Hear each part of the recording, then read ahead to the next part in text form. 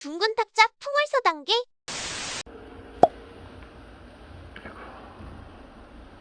자, 일단 이것도 다 맞았군요. 요거 하나 남았네. 한 번 숙제군요.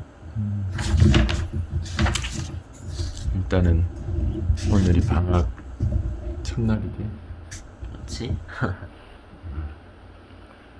이제 6학년이 끝나더니 2월 조금 가면 끝. 세번이야. 엄마가 한 번 쓰고 그다음. 야, 뺄까 그럼? 그러면 요거 남은 거는 다음 시간에 숙제로 그냥 하고, 그럼 오늘은 이제 뭐 할지 생각을 좀 해볼까? 계획 같은. 그러면 계약할 때까지 하고 그 사이에 또 학교 좀 가겠지. 25일까지 가. 아니 25일까지가 방학. 1월? 그럼 그때 조금 갔다가 또 2월에 방학했다가 졸업식 하고 그렇지. 그 다음 3월부터 다시 학교를 가는 거야? 그런 거 같은데. 오늘 제 6학년 초등학생 끝나고 중학생이라니 너무 신기하다. 자, 일단 그러면 중학교 책하고도 좀 봐야 되는데 맞지? 일단 중학교부터는 내용이 뭐라 그럴까 조금 더 많긴 해. 고등학교 때는 봐야 되는 게 더 좀 많아. 그러니까 양이 조금인데 뭐 문제만 조금 더 풀면 되고 하는 정도가 아니고 봐야 되는 내용. 물론 얘들이랑 별 차이 없이 중등부 때도 고등부 때도 거의 유사해. 책들은 이렇게 개념들이 있고 보통 개념서들은 이론이나 개념이 있고 그 다음에 그거에 관계된 예제 같은 것들이 조금 있고 그 다음에 뭐 연습 문제 같은 것들이 배치되어 있거든. 여기도 이론들이 있고 그 다음 그거에 연관된 예제들이 좀 있고 그 다음 이렇게 유제에 연관된 또 문제들 이렇게 배치가 되어 있잖아. 그건 별로 차이는 없어. 근데 이 개념들에서 뭐 공식의 개수라든지 한다면 나오는 그런 거는 여전히 많지는 않은데 그걸 통해서 확인해야 되는 유제들, 유형들 이런 것들이 조금 더 추가가 된 정도? 고등부에는 그 이론에 해당하는 내용이나 책의 두께나 뭐 이런 것들이 조금 더 두껍고 많아서 봐야 되는 것들이 좀 더 늘어나는 거는 뭐 어쩔 수 없는데 아직 중학교 때는 그렇게 많지는 않지만 지금보다는 조금 더 시간을 써서 봐야 돼. 그리고 시험을 치게 되잖아. 그러다 보니까 지금보다 자기 머릿속에 입력시켜야 되는 과정, 그 다음에 그 내용을 정확히 자기가 쓸 수 있는지 그 숙련도 같은 것들이 되게 중요해지기 시작하지.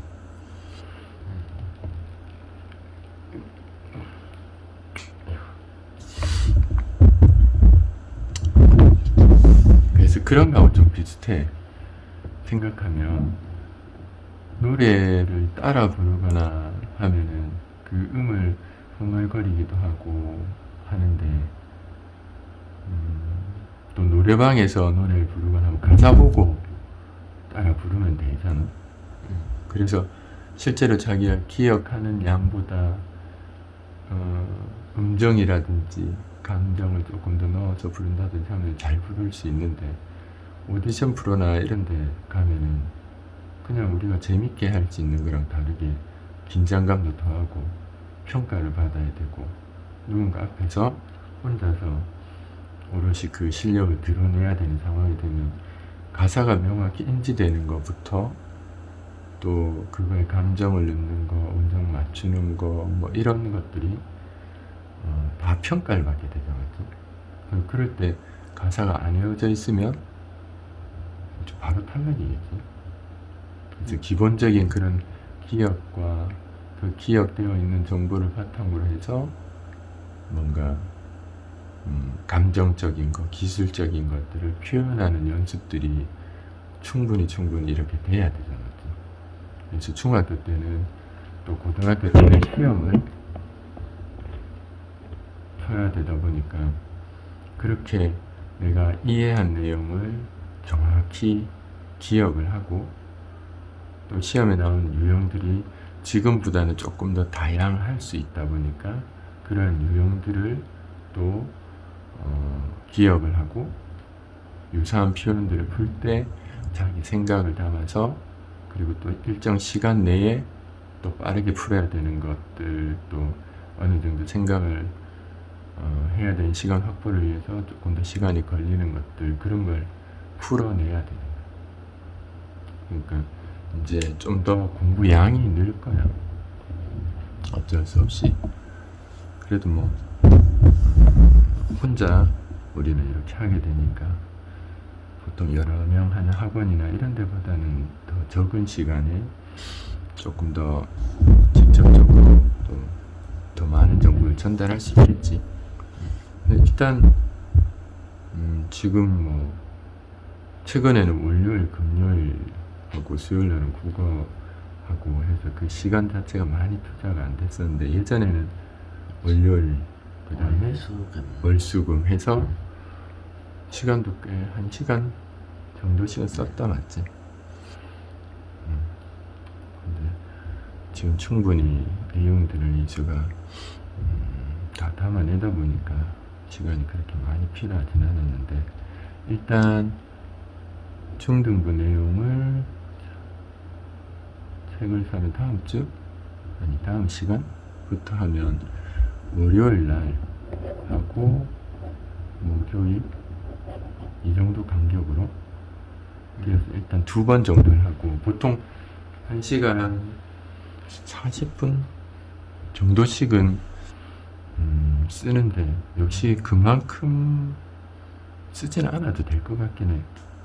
내용을 보는 데는. 그래서 1시간 정도를 보든 해도 지금보다는 조금 시간이 더 늘 수 있겠다 맞지? 그래서 한 학기에 한 권의 책을 건네는 뭐 지금도 마찬가지긴 한데 조금 더 그 내용을 학교에서 2번째 또 우리가 다시 문제풀이를 하거나 하면서 3번째 정도를 완수할 수 있는 정도의 앞선 양 정도는 쳐내야 될 것 같아. 전행을 너무 빨리 한다든지 뭐 그럴 필요는 없겠지만 일단 지금 정도쯤이면 중등부 내용을 조금씩 봐도 될 것 같고 지금이면 1월, 2월 2달 정도 압수하겠다 맞지? 그러면 최소 1시간 정도 근데 해내는 양을 또 우리 속도를 봤을 때 조금 그렇다 싶으면 보통 다른 학생들이 하고 하듯이 시간을 조금 더 늘려야 될 수도 있어. 그럼 한 3일, 4일 간격으로 이렇게 떨어질 거잖아. 그러면 초등학교 때 우리는 꽤 긴 시간을 공부를 어떻게 하는 게 좋을까에 대해서 천천히 습득을 하려고 노력을 했었으니까 그걸 이제는 중학교 때는 좀 실천을 하고 지금도 습관이 잘 들고 있지만 그때는 조금 더 참을성 있게 어느 정도 일정 시간을 쓰는 것에 대해서 좀 뭐랄까 연습이 돼야 돼. 그래서 항상 얘기했듯이 필기하는 거 이건 뭐 아빠랑 같이 또 이수한테 쓰게 하거나 아빠가 질문을 하거나 해서 알 수 있게 하면 되는데 복습을 할 때 뭐야 뭐야 혼자 보는 용이네 이거. 나온다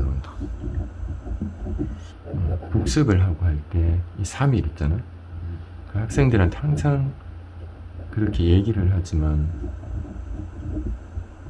이게 잘 수행이 안 되는 것들이 좀 있어. 제일 안 좋은 건 학생들 수업을 하잖아. 월요일날 예를 들어 수업을 이렇게 하면 목요일 수업 전에 이걸 그냥 이렇게 놔뒀다가 쭉 해서 수요일날 숙제를 하는 거야. 또는 조금 이게 잘 안 되는 애들은 목요일 수업 전에 막 숙제만 해서 오는 애들이 있어. 한 3장이나 4장 정도, 물론 뭐 어떤 학원들은 훨씬 많은 장을 해.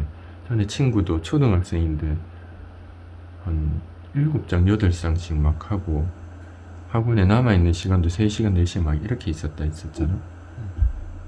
그건 전달에 대한 표현이 아니라서 썩 좋지 않은데 그거는 나중에 기회 되면 얘기를 하겠지만, 이 장수가 공부를 하는 학생들 그리고 다른 것들, 다른 수업도 학교에서 듣고 또 학원도 다니고 뭐 이러는 학생들, 그 수업에 충실한 학생들한테는 적은 양이 아닐 수 있거든. 근데 숙제만 하는, 공부가 빠져있는 숙제, 좀 이따 비교를 하겠지만 그런 상태로 하면 아는 것만 막 끄적대가지고 온다든지 성의 표시만 하듯이 오는 학생들한테 이게 많지는 않아. 그 잠깐 하면 그만할 수 있는 거야. 그래서 학생들한테 수업을 하고 나면 있기 전에 필기된 내용을 보고 또 그때 풀었던 거 또는 이전의 과제에 자기가 질문했던 것들에 대한 거, 해결했던 내용, 이해했던 내용을 다시 한번 확인하고, 그 다음에 오늘 배운 내용에 대한 기억이라든지 또 예제 같은 거 풀었던 걸 직접 한번 풀이를 해본다든지 뭐 등으로 이 복습이라는 시간을 써야 된다고 말하거든. 그래서 고등부 학생, 그때 형아 있지? 공부를 잘 했던 그 형아가 한번 얘기했던 거 전에 한번 얘기했었나? 상민 형아 수업 중에 고3이 됐을 때 친구들하고 다 같이 이렇게 있었는데 역시 3장? 아마 4장 정도 숙제를 이렇게 냈었는데 그 형아가 그 말을 했었어. 숙제 한 장만 줄여두면 안 돼요? 이렇게 물은 거야.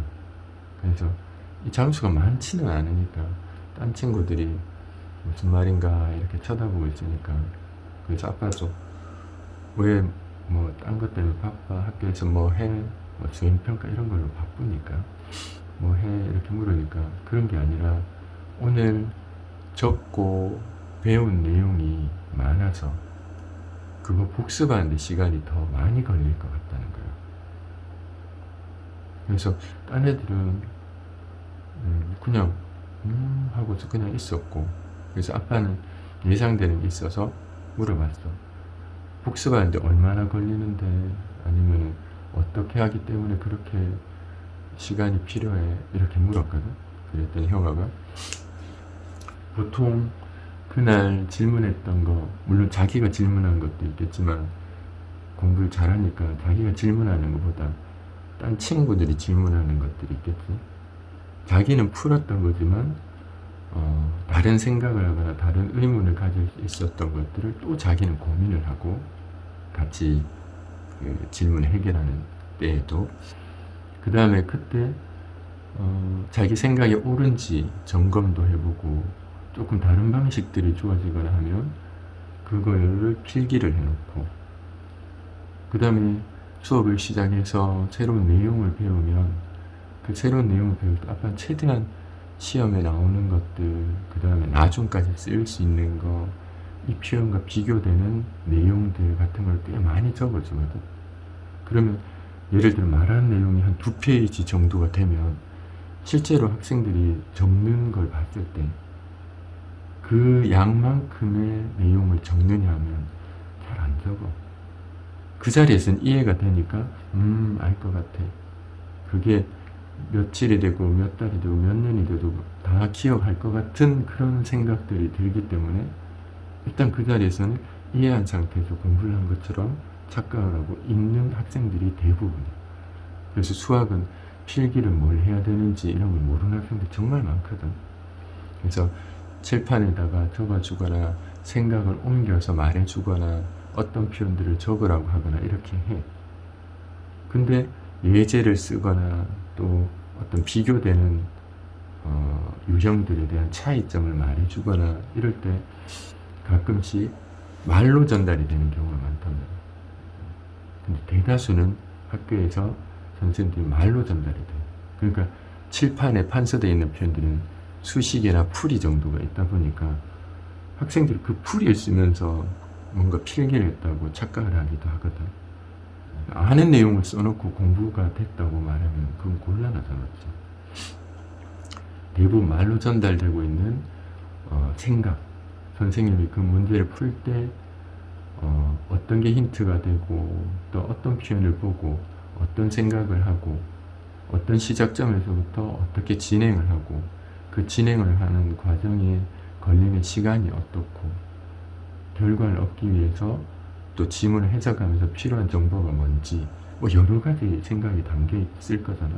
그걸 또 움직임, 손으로 쓰면서 보여줄 거고 그런 것들을 필기를 해주고 자기 생각과 일치하는지 보고 아니면 써서 자기 머릿속에서 그 과정이 반복될 수 있는 기회를 가지게끔 해줘야 되거든. 그래야 공부가 되는 거잖아. 그냥 보는 걸로 공부가 될 것 같으면 누구나 같은 수업을 듣는 사람은 거의 비슷한 상황에 성적이 나와야지. 뭐 두뇌 능력의 차이가 어쩌고저쩌고 해서 차이가 있다전 쳐도 정보가 다르거나 자기가 공부하는 양이 다르지는 않아야 되는 거잖아. 그런데 엄청난 차이가 있어. 책에 적혀 있는 것도 하나도 없고 그 다음에 찾아보려고 해도 찾아볼 수 있는 자료도 없고 책에 있는 아까 봤던 조금의 이론 있지? 공식. 그 공식 정도는 외웠으니까 동등한 입장에서 시작하는 거다라고 생각을 할 수 있겠지만 안 그래. 누구는 공식 하나를 알고 있지만 어떤 사람들은 그 공식에 담겨있는 예제조차도 보면 인식하거나 누구한테 말을 하거나 또 예로 다시 들어줄 수 있을 만큼 기억이 돼 있는 사람도 있고 또 그것과 연관된 유형들을 다 말을 해줄 수 있을 만큼 머릿속에 정보가 입력이 돼 있는 사람들이 있어. 그럼 아는 정보가 공식 하나하고 공식을 둘러싼 그만큼의 정보하고 그 다음에 또 더 중요한 게 있어. 이걸 활용하기 위해서 어떤 생각을 해야 되는지 출제자가 어떤 식으로 보통 문제를 내는지 그거에 대한 예상 그리고 그 예상에 대한 대비, 준비 같은 것들이 있을 거잖아. 그런 모든 것들 그 다음에 시험장에서 시간이 얼마나 걸릴지 문제를 풀면서 확인을 한다든지 또 그때의 긴장감이 어땠었는지 그 경험을 토대로 다시 자기의 지식으로 만들어서 다음에 어떻게 해야지라고 준비를 한다든지 그거는 전달되지 않는 내용일 수도 있고 누군가는 전달할 수 있는 내용일 수도 있어. 아빠는 그걸 이수한테 많이 전달을 하려고 할 거거든. 그래서 그만큼의 차이가 나. 공식 하나 그걸 바탕으로 있는 여러 가지 문제의 유형부터 해서 정보들 아까 말한 그걸 또 활용할 수 있는 생각과 움직임 이게 이렇게 차이가 나는데 이거 하나 달랑 외웠다고 해서 문제 푸는데 문제가 다 풀려야 된다라고 의식하면 그건 좀 이상한 거지. 그건 두뇌 능력의 차이로 다 차이가 나는 거야. 안 그래. 공부를 하고 있고 시간을 쓰고 있고 학교를 가고 있고 엄청난 양의 우리 활동 시간을 이 수학이라는 걸 쓰고 있잖아. 맞지? 근데 이런 것들은 아무것도 안 하고 그 다음에 실전이 될 수 있는 문제풀이를 한다? 그걸로 공부가 되느냐? 안 돼. 이 문제라는 것도 아빠가 항상 얘기했듯이 공부를 위한 과정이고 그래서 그 새로운 유형이 나왔을 때 그걸 풀지 못하면 그게 이상하지 않은 것, 스트레스를 받지 않아야 되는 항목, 내가 공부해야 되는 새로운 항목이라고 여겨야 되고 뭐 이런 표현들까지 했잖아. 맞죠? 그러니까 그런 부분들이 다른데도 그 차이를 못 느껴요. 그러니까 그 형아는 그걸 하는 거예요. 얼마나 걸려라고 물었더니 3시간에서 4시간이 걸린대. 엄청나지? 그럼 이 학생은 그 형아는 3시간, 4시간이라는 사이에 이전 것까지 누적되어 있는 거, 오늘 배운 것까지 다음에 어떻게 쓰일지를 예상하는 상태로 머릿속에 정보를 다 최대한 넣는 거예요. 그럼 아빠가 전달한 내용에 어떻게든 100%에 가까운 내용을 넣으려고 엄청 노력을 했겠죠. 근데 이 말을 했을 때 딴 친구들은 좀 헛웃음을 흘렸어. 뭐 3시간, 4시간을 복습을 한다고? 문제 푸는 게 아니고. 그리고 뭐 하는데 했더니 금방 말한 것처럼 표현들 보고 문제도 다시 직접 풀어보고 하면서 쓴다는 거야. 그러고 나면 이제 그걸 직접 적용을 해서 풀 수 있는 시간이 화요일, 수요일 이렇게 있을 거잖아. 근데 문제 푸는 시간 자체가 막 오래 걸리진 않거든. 3장, 4장 하는데. 그럼 3장, 4장을 이런 것도 되게 중요해. 이제 내용을 공부를 했으니까 그 내용을 토대로 풀려고 해야 돼. 그 문제풀이를 처음에는 일단 아는 내용을 토대로 시험을 치듯이 시간을 생각하면서 풀어야 되겠지. 이때 항상 얘기했지. 한 문제를 푸는데 조금 그만큼의 시간이 할애가 되어야 되는 표현들이라면 뭐 충분히 그만큼 참고 풀어봐야 되지만 한 문제 푸는데 예를 들어 10분, 20분 물론 20분 이상 고등학교 때 걸려야 되는 문제들을 1시간 이렇게 붙잡고 있는 거 그거는 괜찮을 수 있어. 근데 일정 시간 중학교 때까지도 지금도 마찬가지지만 10분, 20분 정도를 넘어가면 내 정보가 부족하거나 새로운 유형에서 또 다른 생각이 필요하거나 공부거리인 상태의 문제들일 가능성이 높아. 근데 이걸 내 머릿속에 정보가 없는데 있는 정보를 조합해가지고 적용하기 위해서, 활용하기 위해서 표현할 수 있는 상황이 아닌데도 시간을 붙잡고 있다? 그럼 공부 시간이 아니야. 맞지? 낭비되는 거야. 누군가한테 도움을 청하거나 답안을 보고서 어떤 표현이 있는지를 이해를 하거나 하면 조금 더 짧은 시간에 내 머릿속에 없는 또는 있었는데 이거인지 몰랐던 상황이면 그걸 매치를 시키고 또는 없었으면 다시 집어넣는 과정으로 시간을 쓸 수 있었던 걸 아무것도 없는 상태에서 억지로 붙잡고 있는 시간으로 낭비가 된 거죠. 근데 많은 어른들이 스스로 그렇게 해봐야 돼 라고 하지만 정말 비효율적인 거라고 아빠는 생각을 해요. 조금만 더 옆에서 동행을 하고 조금 더 같이 참여를 하면서 전달을 해주면 그 사람은 더 빨리 더 많은 것을 얻고 빠르게 성장을 할 건데 생각이라는 것들이 더 성장을 할 수 있는데 그 기회를 다 뺏고 혼자한테 맡긴다? 그거는 힘든 과정을 똑같이 반복을 시키는 거나 같잖아. 다 부딪혀보고 넘어져 봐서 깨달아야 되느냐? 아빠 생각은 안 그래. 내가 부딪혀보고 넘어져서 깨달은 게 있으면 이수는 조금 더 그 과정을 전달받아서 안 부딪혀보고도 아픔을 느낄 수 있고 넘어지지 않아도 그 과정의 상황이 어떠한 이유로 그런지 그 다음 어떨지를 알 수 있다면 횟수라도 적어질 거고 다음에 더 힘든 과정을 조금이라도 더 하고자 하는 의지를 갖든 용기를 내서 해보든 시도할 수 있는 상태의 과정을 거칠 수도 있잖아. 부딪혀 봐서 용기가 생기고 도전의식이 생기는 게 아니고 그러니까 실패를 해서 그 실패의 과정이라는 거, 실수라는 것들이 자기가 뭔가를 하는 과정, 전달되는 거, 뭐 얻는 과정을 통해서 조금 더 충실히 두뇌 능력치도 또는 행동, 감정에 대한 표현도 충실하게, 충만하게 뭔가 쌓여가면서 할 수 있는 능력치가 배양되는 거예요. 맞지? 그래서 가끔은 막 너무 오랜 시간을 혼자서라든지 이런 식으로 놔두는 게 방치처럼 보여.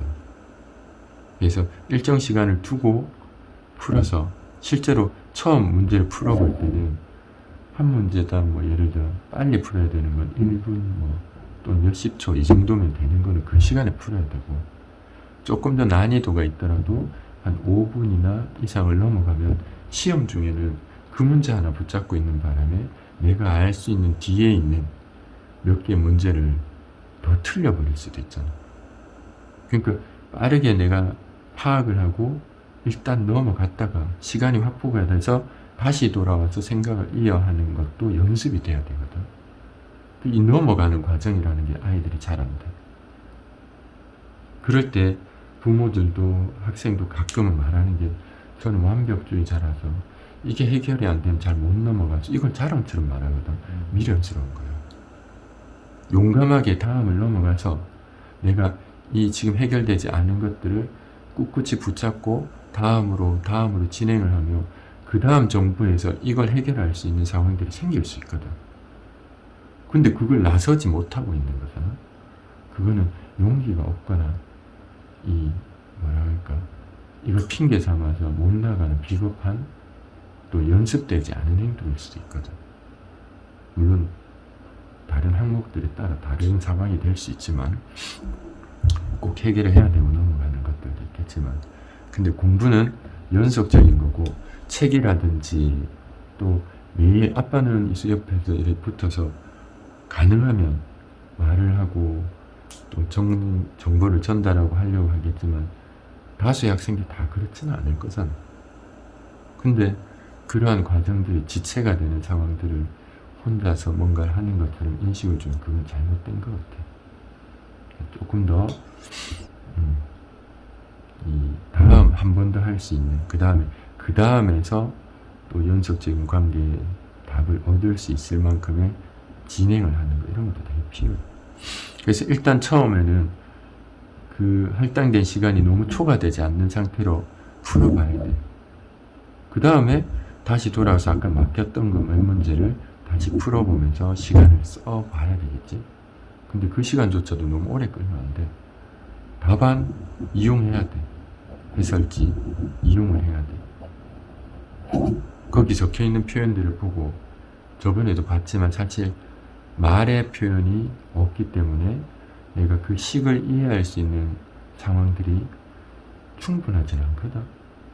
근데 이수는 배울 거고 또 충분히 생각을 해볼 거고 문제를 풀기 위해서 고민도 해볼 거기 때문에 답안을 보고 그 내용들을 확인하면 어느 정도 대다수가 이해가 될 거야. 그럼 그 표현을 보고서 문제를 해석할 때 자기가 뭘 놓쳤는지 순서적인 면이 어떤지 고민을 해보는 거지. 근데 그게 가끔씩 이럴 때 있어. 엊그제 딴 형아 수업을 할 때도 한 거지만 풀이에는 이런 순서로 막 적혀 있는데 이걸 실제 사람이 생각을 하고 학생이 생각을 하고 시작점을 선택하기에 너무 곤란한, 너무 막연하거나 너무 출제자가 의도하는 표현을 내가 예상하기가 곤란한 것들이 있거든.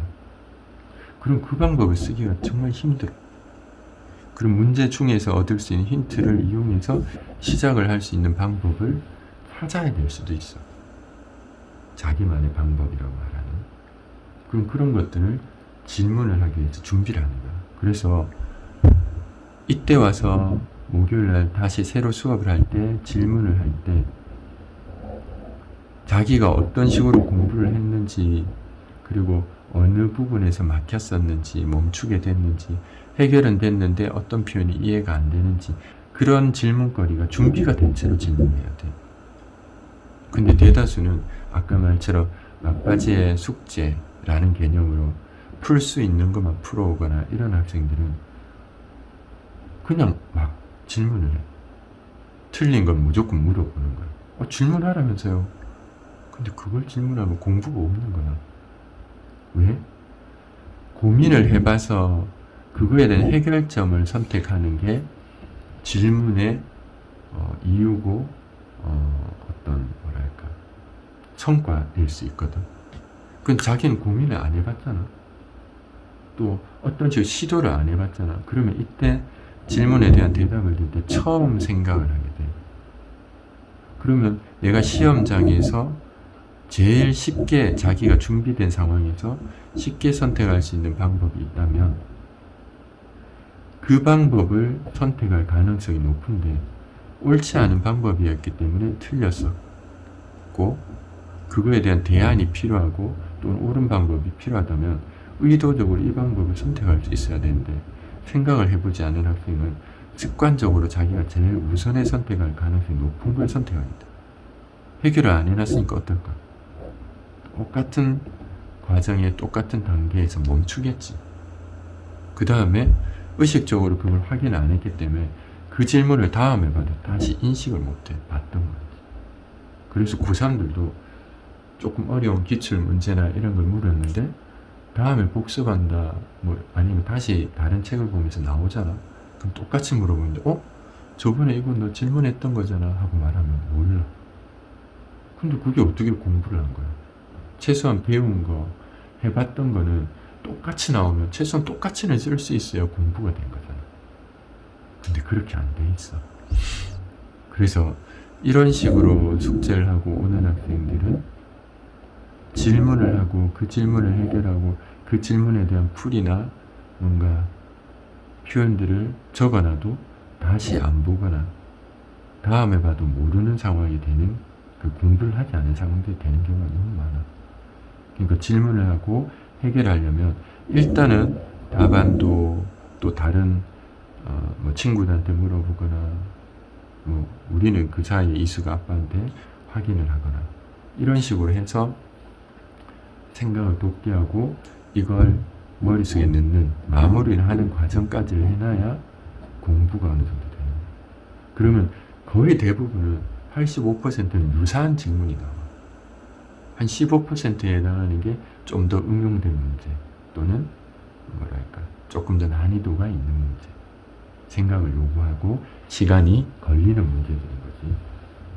그래서 이런 과정을 거치고 또 수요일쯤이나 또는 목요일날 오기 전에 한번 잘 안 됐던 문제를 다시 본다든지 하는 여유를 가질 수 있는 상태여야 공부 시간이 잘 활용이 돼서 질문을 하고 매 수업 후 과정들이 잘 이어져 나가. 물론 다른 과목들도 하고 이러면 이 시간을 쓰는 것들이 정말 빠듯하겠지. 그러니까 그런 똑같은 빠듯한 시간에 어떤 사람은 공부라는 것들이 기반이 되게끔 문제를 풀면 숙제를 하고 어떤 사람은 말 그대로 숙제만 쳐내는데 시간이 쓰면서 그 과정을 보내기도 하고. 근데 그런 다른 배경에 있는 두 사람이 둘 다 공부를 한다고 느껴. 근데 조금씩 시간이 지날수록 이 공부를 하고 힘이 들고 그만큼 시간을 썼다라고 느끼는 두 사람의 성과, 그 다음 스스로가 아는 것들의 차이가 엄청나게 생기기 시작해. 그게 이제 중학교부터 이제 평가를 받는 시기에 생기기 시작하겠지. 근데 일단 이걸 하는 방법적인 것부터 해서 항상 수학이 이 풀이 과정 같은 것들, 방법은 기억이 돼야 되지만 과정이 기억되면 안 된다고 하는데 많은 문제를 풀면서 중학교 때는 그래도 시간이 있으니까 많은 문제를 풀어서 기억되게 하는 암기식 수학을 진행하는 학원들, 학생들이 많거든. 그래서 중학교 때는 성적을 얻는데 고등학교 올라가면 안 되는 거야. 그 지금 말하는 바탕들은 다 고등학교 때까지 또는 고등학교 때 조금은 수월할 수 있는 방법들을 얘기를 하는 거지. 지금부터 이렇게 해주면 수학이라는 게 이해에 의해 또 암기에 의해 실제로 필요한 상태로 진행하는 상황들로 연습이 될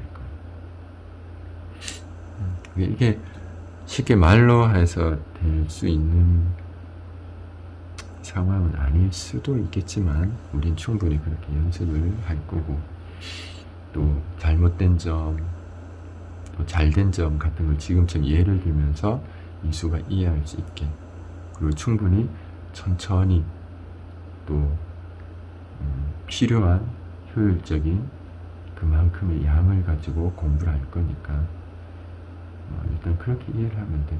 그래서 최대한 중학교 때 이만큼씩 걸리진 않겠지. 근데 그 형아의 말과 이런 표현들은 너무 중요했던 것 같아. 뭐 아까 말을 마무리 지으면 그 말을 했을 때 친구들 반응이 있잖아. 어땠냐면 좀 되게 의아했어. 뭐? 그렇게 쓴다고 같은 표정들. 에? 문제 푸는 거 말고 뭐 더 뭐가 있어 같은 표정들이었거든. 그 친구들한테 물어봤었어. 넌 복습 시간을 얼마나 써? 이랬더니 이 말을 들었기 때문에 조금 길게 말한 거야. 한 30분 뭐 이렇게. 또는 뭐 어떤 애는 또 솔직하게 한 5분, 어떤 애는 뭐 안 한다는 애들도 있어. 근데 그게 진짜 대다수야. 그럼 30분 이런 애들한테 물어보잖아. 그러면 공식 외우고 한데 별로 말할 게 없어. 왜냐면 대부분은 보고 그때 이해를 했기 때문에 이게 진짜 평생 갈 것처럼 너무 뭐랄까 다 알아 이런 의식을 갖거든. 근데 그 다음 며칠이 지나서 다음 수업 시간에 대해서 물어보면 대답 못해. 공식도 잘 기억 안 되는 애들도 있어. 근데 어떻게 질문을 하지?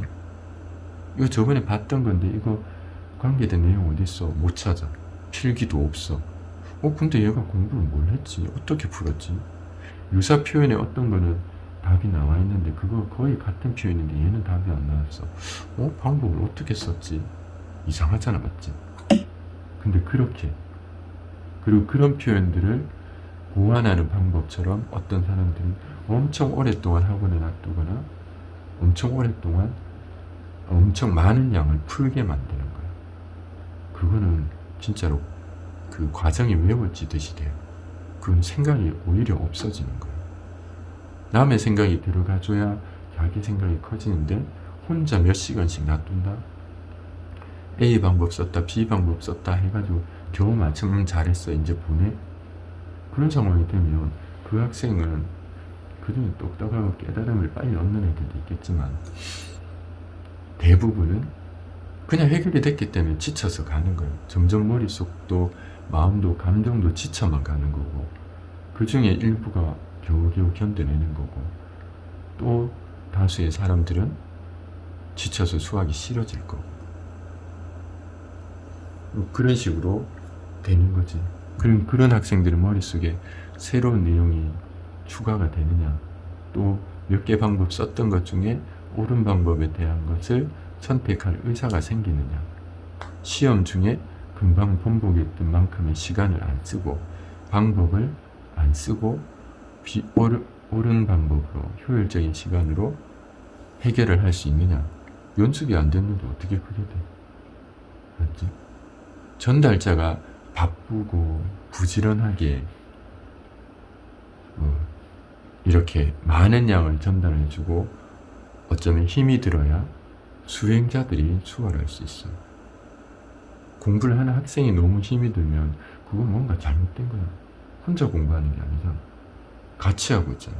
같이 하려고 환경을 만들어 놓고는 그러한 전달에 게을리한다? 그럼 전달자가 안 돼야지. 그런 것들 때문에도 곤란한 거예요.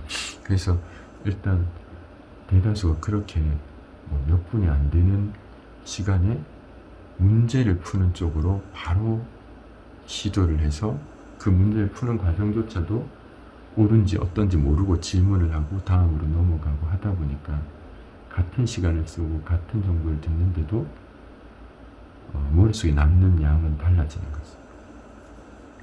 그런 것 같아. 그 말하다 보니 또 이리저리 얘기를 했는데 일단 그래서 한 3일, 4일 건너뛰는 상태로 우리는 시간을 잡고 이수는 최대한 그 내용이나 그때 봤던 예제 그리고 뭐 이런 걸 푸는 거 풀어보고 직접 머릿속에 정보를 넣는 시간을 좀 가져야 돼. 항상 얘기했던 거지만 지금부터는 그게 조금 더 중요해질 거예요. 그리고 나서 다음 날쯤에 그 정보를 가지고 문제를 풀다가 또 잘 생각이 안 날 수 있잖아. 그럼 무조건 빨리 찾아봐야 돼. 그 찾아보는 것도 연습이 돼야지. 안 그러면 귀찮아지거든. 에이 몰라 하고서 그냥 시간만 더 오래 붙잡고서 풀거나 이러는 경우도 많아. 그래서 그런 식으로 해서 시간을 쓰고 다음에 모르는 거는 그게 몇 개가 되면 상관없어. 질문을 하면 돼. 그래서 수업 중에 우리는 그 문제를 해결하고 옳은 방법이면 그걸 그대로 또 잘못된 방법이거나 조금 비효율된 방법이면 수정을 해서 또 공부거리를 마련을 하고 이렇게 할 거거든. 그래서 조금 공부하는 시간, 그 다음에 뭐랄까 이수의 그날 공부 타임으로 잡아야 되는 횟수들이 조금 늘 수도 있겠다, 맞지?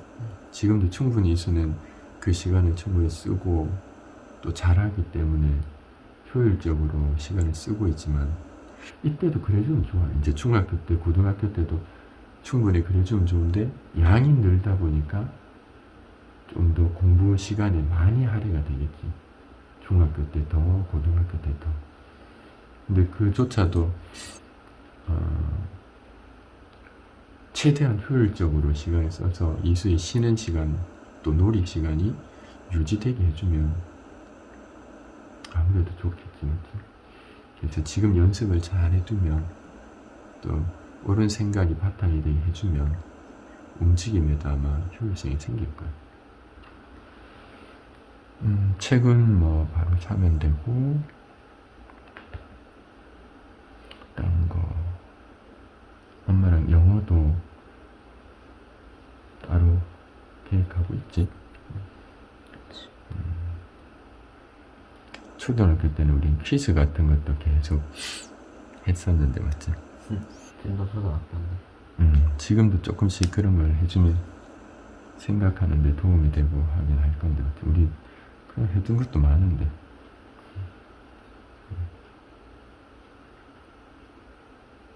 일단은 그러면 그렇게 진행하는 걸 이제 수업을 하면서 또 전달을 하고 내용도 보고 하면 되겠지. 막 달라지는 건 아니니까 너무 부담 느끼게 할 필요는 없고, 대신에 조금 장수가 늘어나는 거나 시간이 조금 더 느는 것들은 이수가 마음을 편하게, 그리고 그만큼 시간을 쓸 수 있어, 써야 될 수도 있어 라고 생각을 하고 있는 게 편하겠지. 안 그러면 일정 시간 내에 끝내려고 했다가 또 그 시간이 길어지면 너무 감정이 상하기도 하고 이럴 수 있잖아, 맞지? 그래서 그런 부분들은 미리 조금 마음을 먹고 있고, 나머지는 일단 다를 거 없으니까 또 급하게 선행하거나 이러지 않을 거야. 정말 선행이랑 다음에 또 기회 되면 얘기를 하겠지만 제대로 하지 않으면 정말 불필요하게 시간이 낭비가 되니까 그것도 다음에 한번 얘기를 아빠가 해볼게. 일단은 뭐 월요일, 목요일 하면 되겠고, 다른 거 뭐 할 건 없지? 이수 뭐 궁금한 건 없어? 중학교.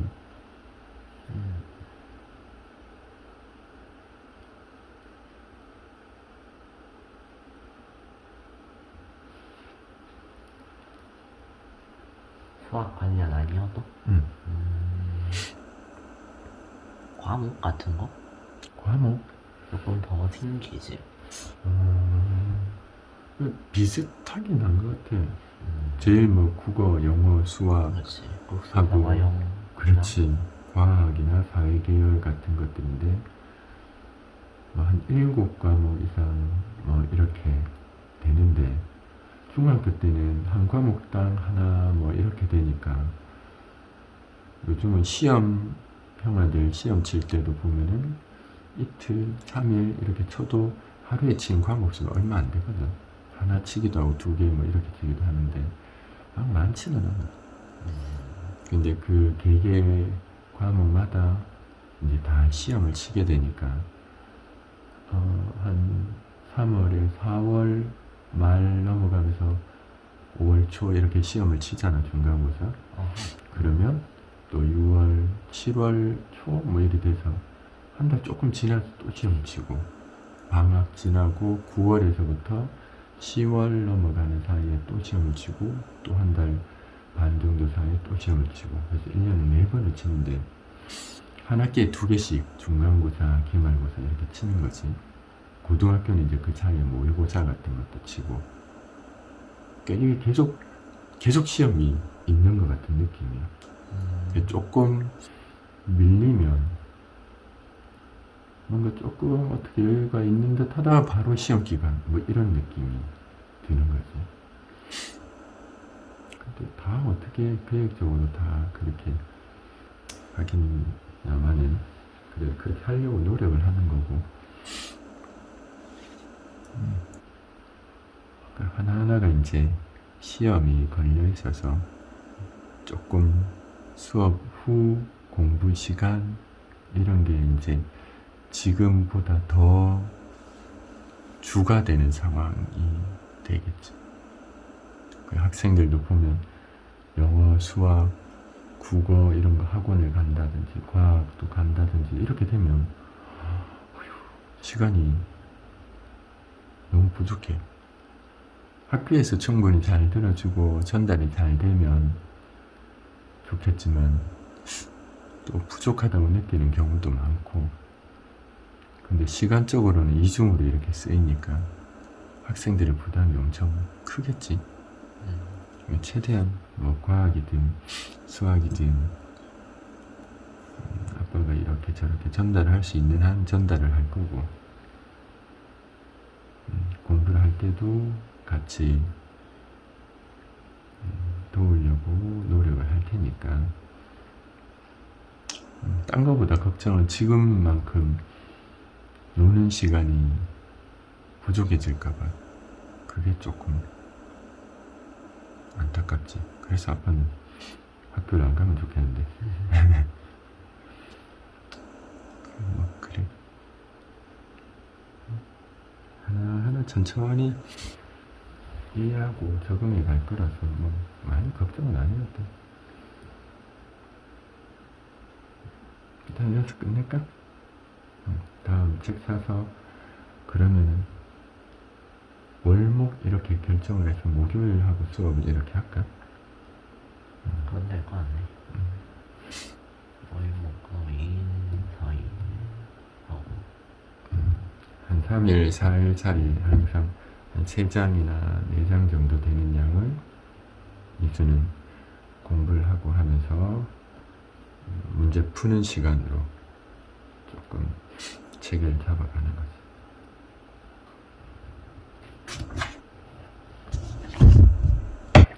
일단 책 사고 하면서 천천히 하면 되니까 또 같은 표현들을 이수가 이해하고 머릿속에 남을 수 있게 계속 전달을 하고 반복을 할 거야. 이거는 이거 마무리를 해서 보고 그 국어나 엄마 영어 수업 시간이나 이것도 조금씩 변경을 해야 될 수도 있겠다. 오케이, 그러면 이제 방학이니까 놀까? 방학 숙제. 방학 숙제 얼마나? 아니 이거 공부한 거 기도. 아, 공부한 거 기록하는 거야?